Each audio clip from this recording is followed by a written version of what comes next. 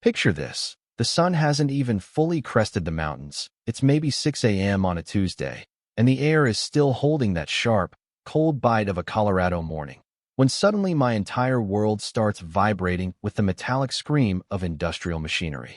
I stumble out of bed, still half asleep in yesterday's t-shirt, and when I push open the back door, the scene that hits me is so surreal it takes my brain a full 10 seconds to process the violation, because there, standing in the middle of my property, are three men in neon vests systematically butchering my chain-link fence with bolt cutters, sparks flying like cheap fireworks while a massive excavator roars to life, its claw hovering dangerously close to the soil I've spent the last 3 years perfectly balancing.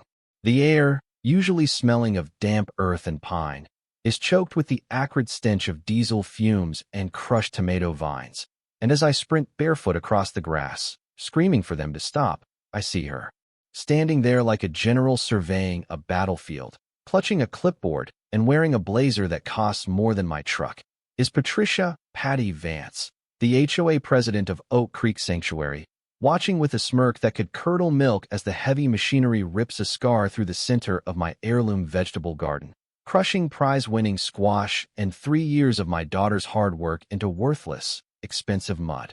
"Community improvement project," she shouted over the roar of the engine, not even flinching as I approached. "Your lot was in the way of progress, Elias." See, what Patty didn't know, what she couldn't possibly have realized while she stood there in her pristine white heels on my dying lawn, was that before I retired to this quiet slice of land, I spent 25 years as a hydrologist and civil engineer for the state, managing water systems where a single degree of error meant catastrophic flooding. And she had just declared war on the one man in this valley who knew exactly how the water flowed and exactly how to shut it off.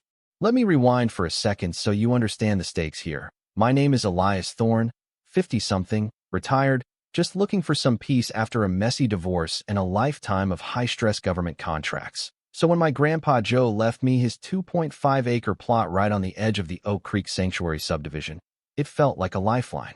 This wasn't just dirt. This was history, land that had been in the Thorne family since the 80s, long before these cookie-cutter McMansions sprang up like weeds, and Grandpa Joe was a smart man, a man who understood that land without rights is just scenery. So his 1985 deed included perpetual water rights and a very specific clause prohibiting utility easements without the owner's written blood-signed consent. My 16-year-old daughter, Sophie, she's the heart of this place. She spends her summers here. And since she was a kid, she's been turning this rocky soil into a permaculture paradise, literally hand-tilling the earth, installing drip irrigation, building a sanctuary that was finally, after 3 years of sweat and back-breaking labor, starting to thrive. Oak Creek Sanctuary is your typical upper-middle-class enclave, the kind of place where people drive spotless SUVs, and the HOA fees are $350 a month and climbing, ostensibly for infrastructure, but mostly to fund the ego trips of people like Patty Vance. Patty is the kind of villain you think only exists in movies, driving a silver Mercedes G-Wagon, living in the massive mock Tudor house at the top of Willow Run, with a husband, Councilman Vance, who conveniently sits on the city planning board, a conflict of interest so glaring it practically glows in the dark. Patty had been gunning for me for months, mostly because my agricultural tax exemption saves me about $2,000 a year, and she hates it. She hates that she looks out her kitchen window and sees corn stalks and hoop houses instead of a manicured lawn. She calls it an eyesore. I call it food. But to her, my farm status was a threat to the aesthetic integrity of her little kingdom. 3 weeks before the excavators showed up, she sent me a letter demanding I convert my commercial farm into approved residential landscaping, claiming it was hurting property values in the premium sector, which is just code for the street where I live. And when I politely told her to pound sand and cited my grandfather rights, her eyes went dead cold, like a shark sensing blood, and she told me, "Ancient deeds don't override modern standards, Elias. Eventually you'll learn to fall in line." I should have seen the attack coming, honestly, because the morning they cut the fence, the destruction was methodical, almost ritualistic. And as I watched $4,000 worth of Sophie's rare peppers disappear under the tracks of a bulldozer, Patty waved a permit at me that looked official but smelled like absolute fraud.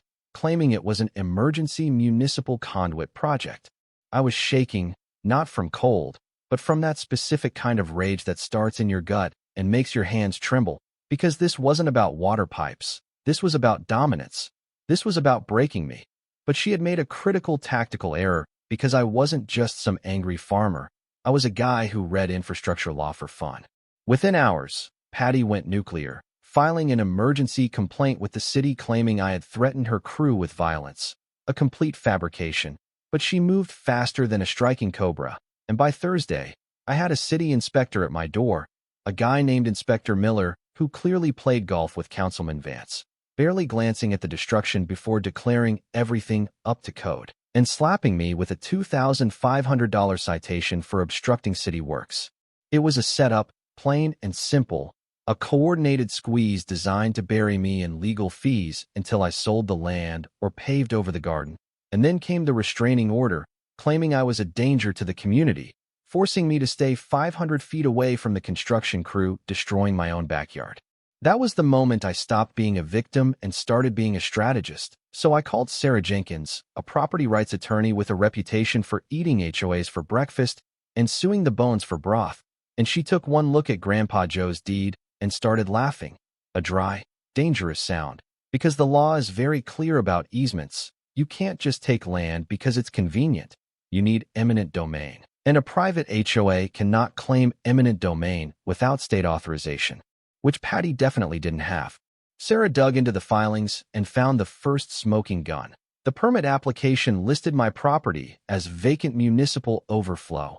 A lie so brazen it was technically perjury, but the real kicker was a clause in the deed I had forgotten about, stating that any unauthorized utility work on the land would immediately void the municipality's access to the historical water rights attached to the property.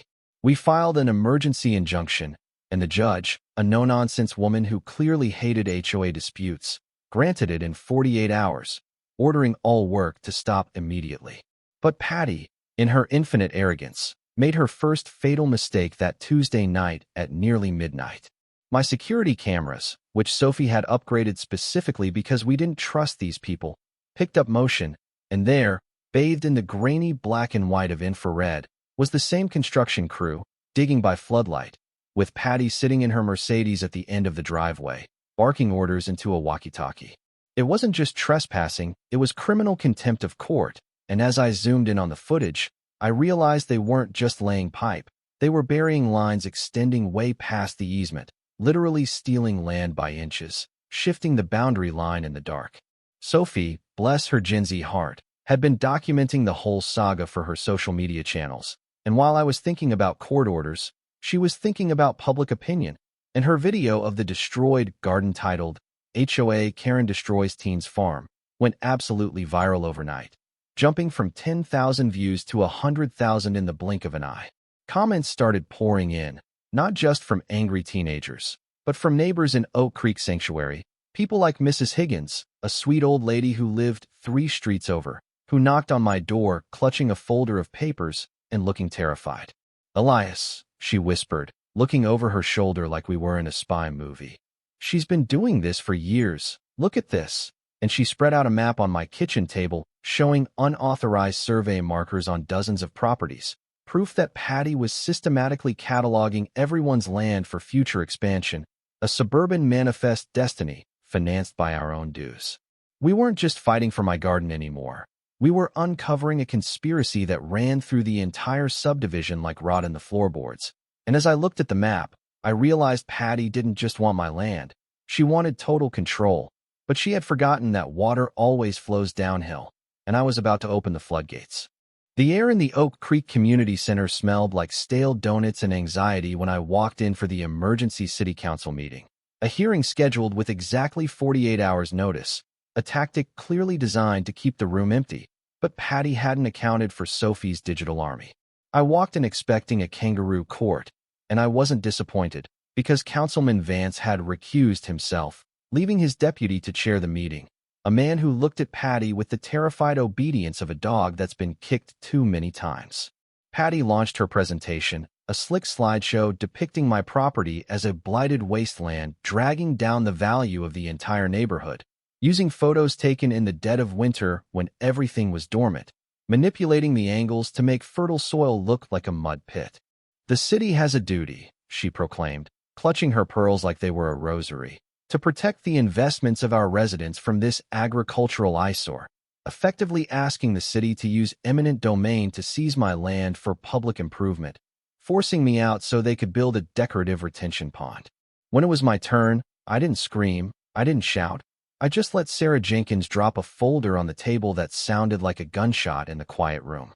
"Your Honor," Sarah said, her voice dripping with professional disdain. "We have evidence that this condemnation proceeding isn't for public use, but for private enrichment." And she revealed the financial records showing that Councilman Vance's construction firm had received nearly $250,000 in HOA contracts without a single competitive bid. The room shifted, the tension ratcheting up as the live stream numbers on Sophie's phone climbed past 50,000 viewers, witnessing small-town corruption in 4K resolution. The council voted, and despite the rigging, the pressure was too high. The motion to seize my land failed, but as I walked to the parking lot, feeling the adrenaline crash, I saw Patty's Mercedes idling in the shadows, and she rolled down the window, her face twisted into a mask of pure hatred. "You think this is over, Elias?" she hissed. "Accidents happen to people who don't know their place."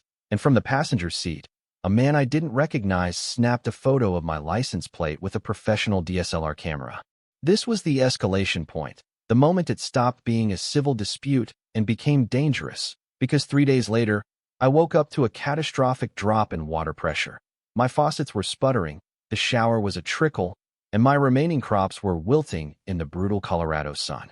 Patty had the city install a flow restrictor on my line, claiming emergency conservation measures, choking my supply down to a useless trickle while her own sprinklers ran full blast, mocking me with their rhythmic hiss.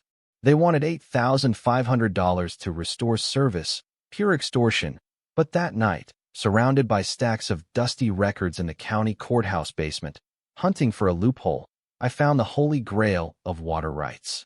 Grandpa Joe's deed referenced a water source I had assumed was the city main, but the original survey from 1985 pointed upstream, specifically to the Emerald Aquifer, a massive natural spring system located about 2 miles north on land owned by an old rancher named Old Man Silas.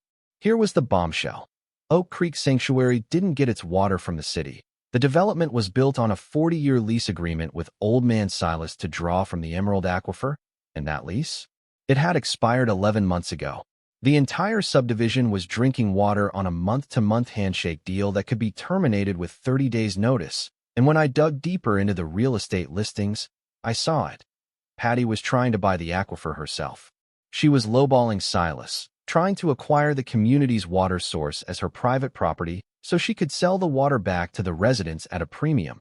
She was literally trying to become a water baroness in the 21st century. I drove out to see Silas the next morning, a man with skin like leather and a deep distrust of anyone driving a BMW. And when I told him what Patty was planning, how she was using HOA funds to facilitate a private takeover, he spat on the ground and shook my hand. "That woman offered me peanuts and insulted my cows," Silas grumbled. "I'd rather sell to the devil than to Patty Vance." I liquidated my retirement. I pulled from Sophie's college fund, with her blessing, because she wanted to see this through, and I made Silas an offer. Fair market value. Cash. Closing in 30 days. While Patty was busy starving my tomatoes and sending fake safety inspectors to harass me, I was quietly buying the tap she drank from.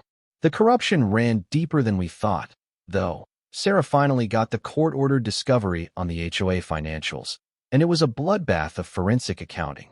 $97,000 missing annually, slush funds disguised as emergency repairs, and a paper trail proving Patty had intentionally lowered water pressure in the system to create artificial scarcity, justifying rate hikes that she then siphoned off to fund her purchase of the aquifer. She was using the neighbors' money to buy the water to charge them more for it. It was a Ponzi scheme built on H2O, and I held the detonator. As the closing date approached, the harassment turned psychological. Flyers appeared on windshields calling me a dangerous, unstable veteran. Lies about my service record. Anonymous calls to Child Protective Services claiming Sophie was in an unsafe environment.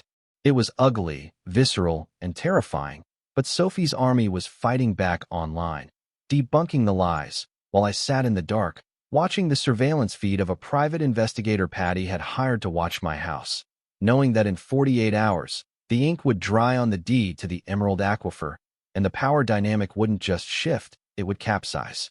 The final gambit played out in a Starbucks, of all places, 3 days before the annual HOA meeting, where Patty tried to buy me off with a thick envelope containing $75,000 in cash, sliding it across the table like we were in a bad mob movie. "Let's be adults, Elias," she smiled, terrified eyes betraying her calm voice. "Take the money, drop the agricultural status, and the water pressure issues disappear." But she didn't see the phone in my pocket recording every syllable of her bribery attempt. When I pushed the money back, she leaned in, her voice dropping to a serpentine hiss, threatening to ruin my professional reputation, threatening to have Sophie taken away, threatening to bury me under so much litigation I'd never see the sun again. But she was threatening a man who was already holding a royal flush. September 18th, the night of the annual meeting, the Oak Creek Community Center was packed beyond fire capacity. Over 400 residents standing shoulder to shoulder, fueled by the rumors, the high water bills, and Sophie's viral videos. Patty took the stage with the confidence of a dictator, launching into a 50-minute PowerPoint about infrastructure modernization, gaslighting the room, claiming the water crisis was my fault, claiming she had secured the community's future. Then, she dropped the lie that sealed her fate. "I am pleased to announce the board is finalizing the purchase of the Emerald Aquifer to ensure our water security." And the room murmured, buying the deception, until I stood up, walked to the podium, and placed a single, crisp manila folder on the projector. "Actually, Patty," I said, my voice echoing off the cheap acoustic tiles, "that's not quite true." I opened the folder, revealing the recorded deed, the stamp of the county clerk visible even from the back row. As of 6 days ago, I own the Emerald Aquifer, which supplies 78% of the water to this subdivision. And since your lease expired last year, I am hereby giving the HOA 30 days notice to renegotiate or the tap runs dry.